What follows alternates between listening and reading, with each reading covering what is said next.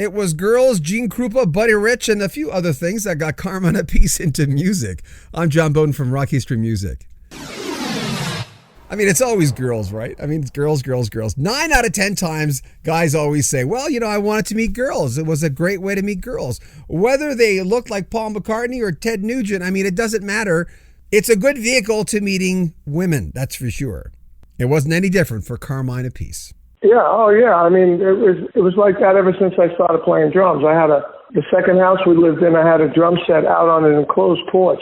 And whenever I was like practicing, I look out the window, there was always the little girls over there dancing around to my drumming. That should have alerted me to what was coming. Even though you started very young, if I was to whisper in, let's just say, your 15-year-old ear when you were 15 years old that this would happen, would you have believed it in a million years? No. But even though when I was 12 and I first started playing drums, I used to sing in doo-wop groups in Brooklyn. I used to practice my autograph because I used to say, one day I'll be signing autographs because my big idol was Gene Krupa.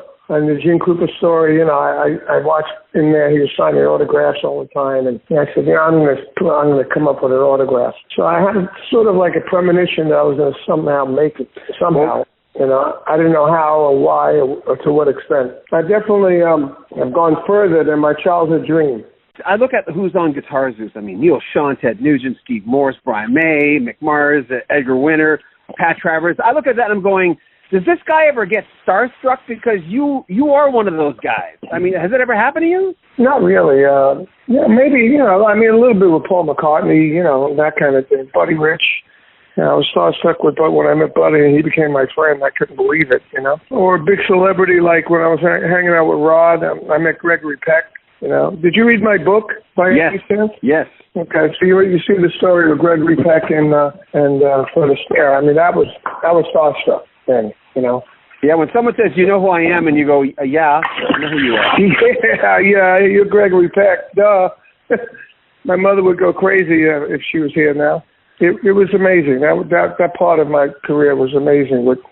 Then I ended up getting a letter from Fred Astaire, which I still have, framed, Amazing. It really was amazing. So I've definitely been blessed with my career, I got to say.